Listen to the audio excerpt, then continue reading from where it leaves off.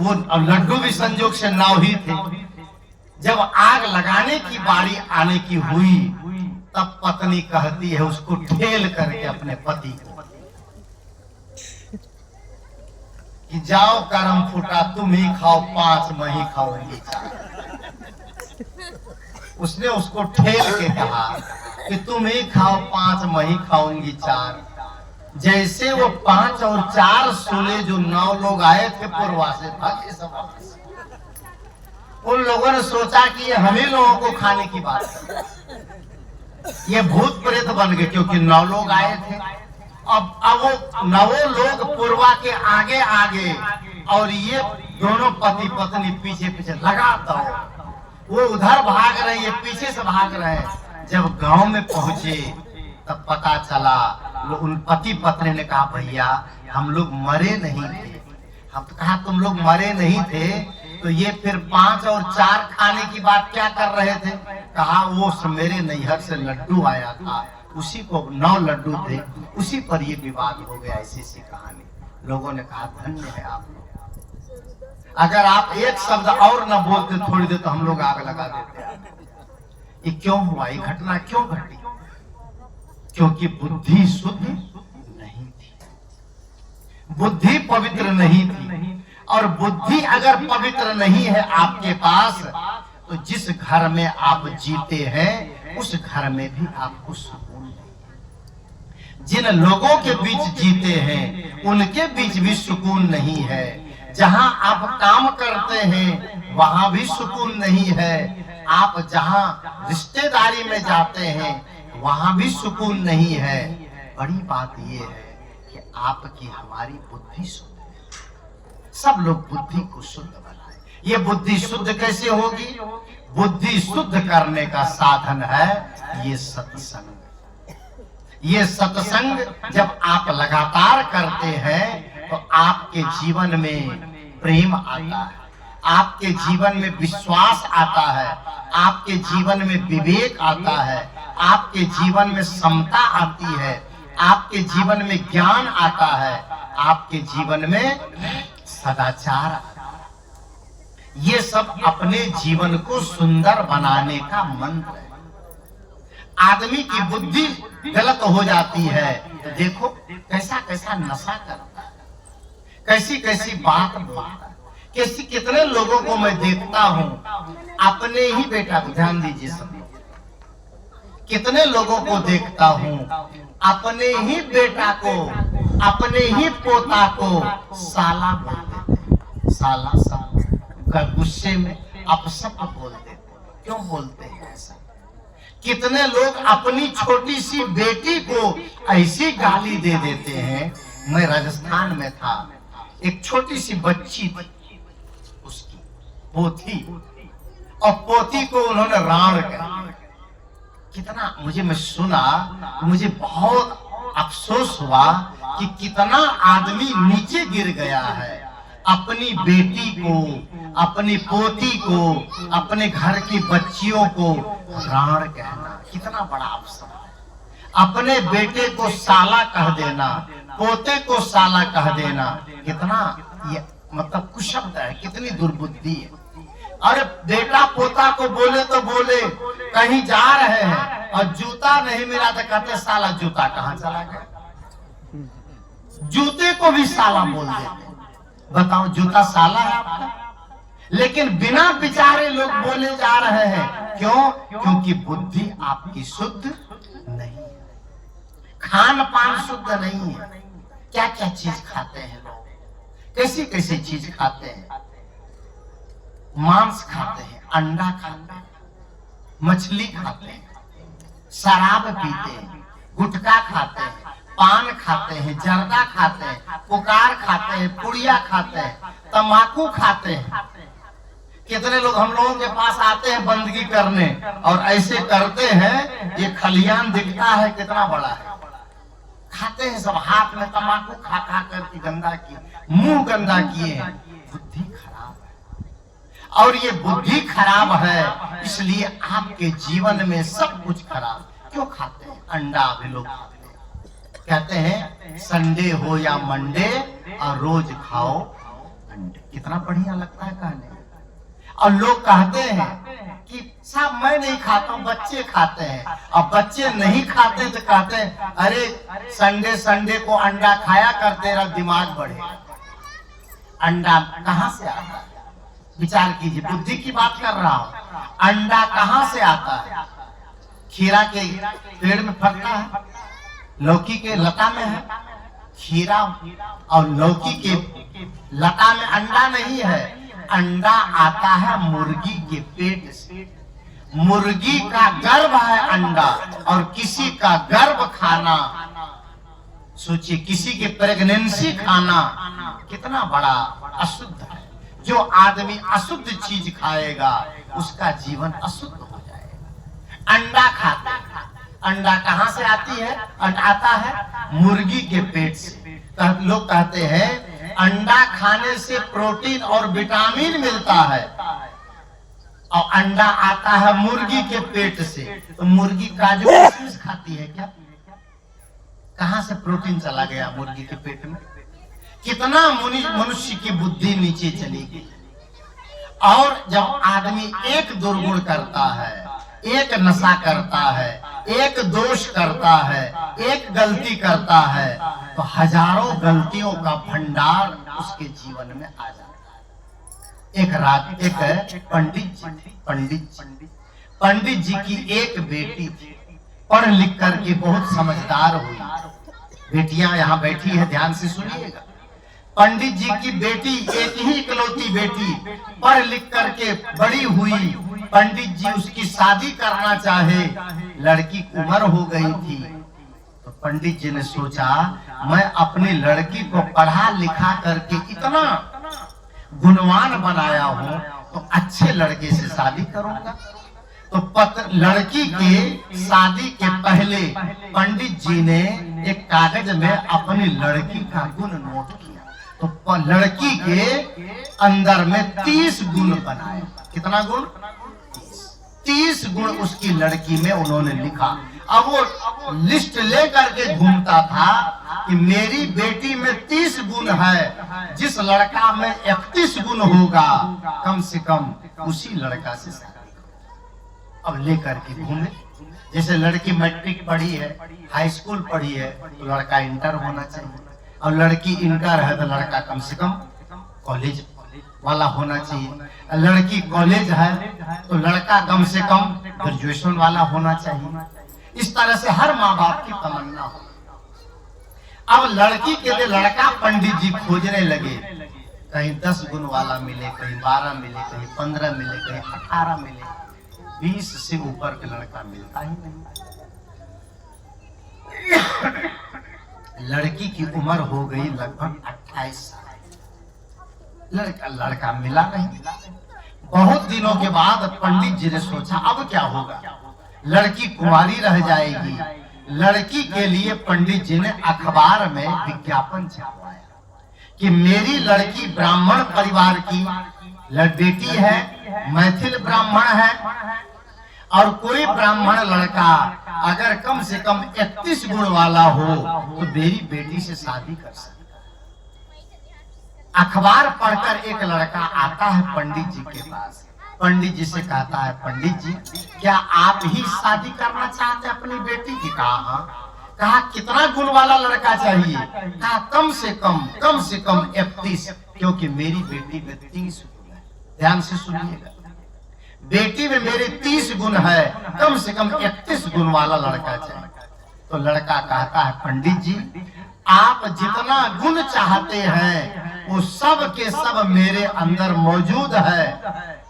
आप चाहें तो अपनी बेटी की शादी मुझसे कर सकते हैं। पंडित जी ने पूछा कितना गुण है तेरे में? लड़का ने कहा कितना खोजते हैं? कहा कम से कम 31। उसने कहा जितना खोजते हैं उतना सब मेरे अंदर है, लेकिन एक अवगुण है, एक दुर्गुण है, एक खामी है, एक कमी है। पंडित जी ने कहा कि मैं 31 खोजता हूँ, इसके अंदर एक दुर्गुण है और बाकी सब कमी सदगुण है, बाकी सब गुण है। तो ऐसा करो 31 में एक घटा दो, माइनस कर दो, कितना बचा? कितना बचा? 30। तो कहा कोई बात नहीं, अभी तक तो 20 भी नहीं मिलता था, ये 30 तो मिला, अब ज्यादा परेशानी की बात नहीं है। उन्होंने अपनी बेटी की शादी उस लड़के से, देखो भाई आवाज मत, अल्लाह आवाज होने लगी। मैं भजन भी सुनाऊंगा एक दो, और समय से बात को समाप्त भी करूंगा। इधर कोई मत, जो बैठे बस ध्यान से देखिए, 5 आदमी सुनिए लेकिन ध्यान से सुनिए। लड़की की शादी हो गई, लड़की ससुराल गई, ससुराल से दामाद के साथ वापस अपने पति के साथ नैहर आई, और घर में खाना पीना हुआ, दामाद बैठा था, ध्यान दीजिए, दामाद बैठा था। ससुर ने पूछा, बेटा अब तो तुम हमारे, हम तुम्हारे, मेरी संजोग से बेटा भी नहीं है, ये सारी संपत्ति अब तुम्हारी, तुम ही अब मेरा बेटा हो, तुम ही मेरा दामाद हो, तुमसे मैंने बेटी की शादी कर दी। लेकिन एक बात कहा, क्या? तुमने शादी के पहले कहा था कि जितना गुण खोजते हैं सब गुण मेरे में है, लेकिन एक अवगुण है, वह कौन सा अवगुण है? तो दामाद ने कहा, बाबूजी गुण को देखिए, अवगुण क्या करना है आपको? अब तो शादी हो गई, अवगुण क्यों खोज रहे हैं? ससुर ने कहा, बेटा मैं 31 गुण वाला दामाद चाहता था, और आपने कहा कि सब गुण आपके अंदर है और एक अवगुण है, अगर वह अवगुण दूर कर लोगे तो मैं जैसा चाहता था वैसा दामाद बन जाऊंगा, मेरी भी मन में खुशी होगी। तो आज बता दे बेटा कि कौन सा अवगुण है तुम्हारे अंदर? दामाद ने कहा, बाबूजी कोई खास अवगुण मेरे अंदर नहीं है, कभी कभी लहसुन और प्याज खाता, इतना ही, और कुछ।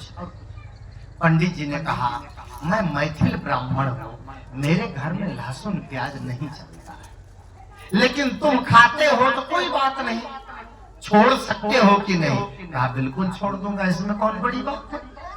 तो उसने कहा कि कब कब खाते हो लहसुन प्याज? कहा रोज नहीं खाता हूँ बाबूजी, जब कभी बकरे का मांस बनता है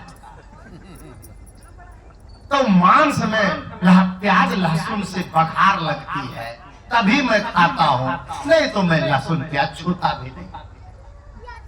तू मांस भी खाता है? अरे तू मांस भी खाता है, पंडित का ब्राह्मण का लड़का होकर? कहा बाबूजी कभी कभी, रोज नहीं खाता। पंडित जी की तो दिमाग खिसकने लगा।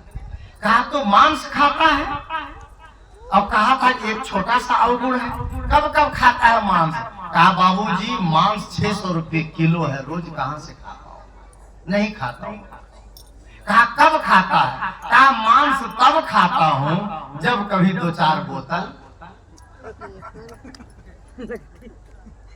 2-4 बोतल शराब पी लेता हूँ, तब मांस खाता हूँ, नहीं तो मैं मांस को हाथ नहीं लगाता हूँ।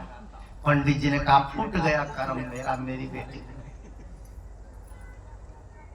तू मांस भी खाता है और शराब भी पीता है। उसने कहा बाबूजी शराब में रोज नहीं पीता हूँ। कहा कब पीता है शराब? कहा जब जुआ में ज्यादा पैसे जीत जाता तब मैं शराब पीता हूँ। कहा तो जुआ भी खेलता है? अरे वो धर्मराज युधिष्ठिर जुआ में अपनी पत्नी को भी हार गया, वही जुआ तू खेलता है? कहा बाबूजी रोज नहीं खेलता। कहा फिर? कहा वो डकैती में जब माल ज्यादा आ जाता है तब जुआ खेलता। कहाँ चला गया? एक बुद्धि खराब हो जाने से एक दुर्गुण जीवन में घुसा और कहाँ चला गया जीवन। संत कहते हैं, सदगुरु कबीर साहब कहते हैं कि सकलो दुर्मति दूर करो, अच्छा जन्म बनाओ, काग गवन गति छाड़ी के हंस गवन चले। अपने जीवन को शुद्ध सोचिए बेटा,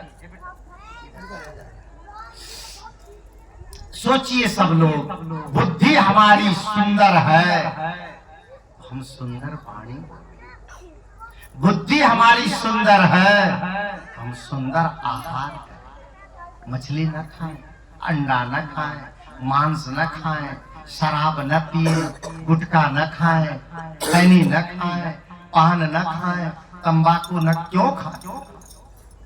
इन सब चीजों से क्या मिलता है?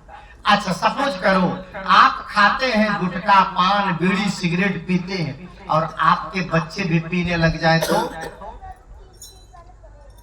ऐसा होता है। एक जगह गांव में दादाजी ने कहा पोता से, पोता कहते हैं क्या कहते हैं, दादा ने कहा पोता से कि बेटा जाओ इसको मम्मी के पास चूल्हा जल रहा, मम्मी रोटी बना रही है, जाओ जरा बीड़ी सुलगा के ले, बीड़ी जला के ले। अब पोता गया चूल्हा के पास बीड़ी सुलगाने, अब बीड़ी सुलगा के जब दादा के पास लेके आया तो बीड़ी आधी हो गई, बीड़ी आधी हो गई। तो दादा ने कहा कि बीड़ी आधी कैसे हो गई? तो पोता कहता है वहां से यहाँ तक आने में अगर न खींचता मैं तो बुझ ही जाता।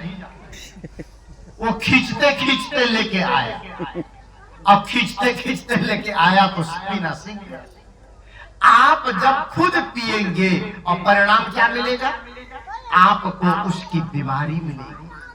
बीड़ी पीने से फेफड़ा खराब हो जाता है। जब आप घर में लकड़ी से भोजन बनाते हैं तो घर काला काला हो जाता है धुआं से, और जिस धुआं को खींच करके आप फेफड़ा में डालते हैं तो क्या फेफड़ा काला नहीं होगा? फेफड़ा काला होगा, कार्बन जमेगा, टीबी हो जाएगी, दमा हो जाएगी और तरह तरह की बीमारियां हो जाएगी। और निकोटीन नाम के जहर से आपके अंदर कैंसर की बीमारी हो सकती है। ऐसे नशा का सेवन करना कितनी हद दर्जे की नादानी है। इसलिए संत कहते हैं क्या कि अपने अंदर की बुद्धि को शुद्ध करें, और जब बुद्धि आपकी शुद्ध हो जाएगी तो आप किसी के लिए दुर्भाव नहीं करेंगे, किसी के साथ आप गलत व्यवहार नहीं करेंगे, किसी को देखकर आपके मन में ईर्ष्या नहीं होगी, किसी को देखकर आपके अंदर में क्षोभ नहीं होगा, क्रोध नहीं होगा। यही है ज्ञान की बात, और ये ज्ञान सत्संग में मिलता है।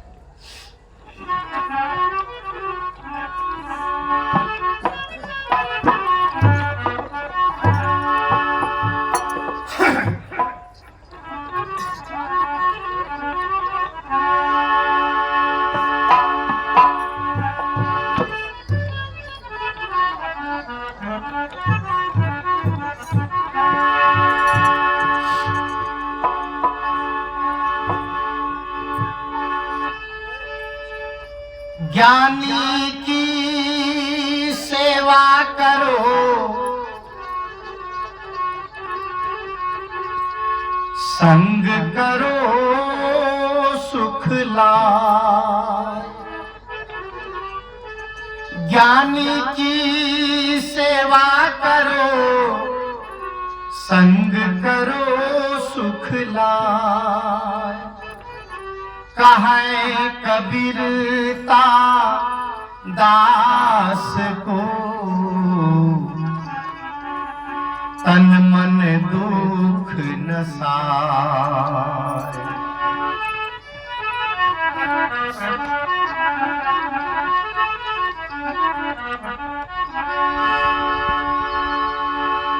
अरे मृदुवाणी सुंदर व्यवहार सभी सुखों की खान है। प्रेम की गंगा बहे जहाँ पर वह घर स्वर्ग समान। प्रेम की गंगा बहे जहाँ पर वह घर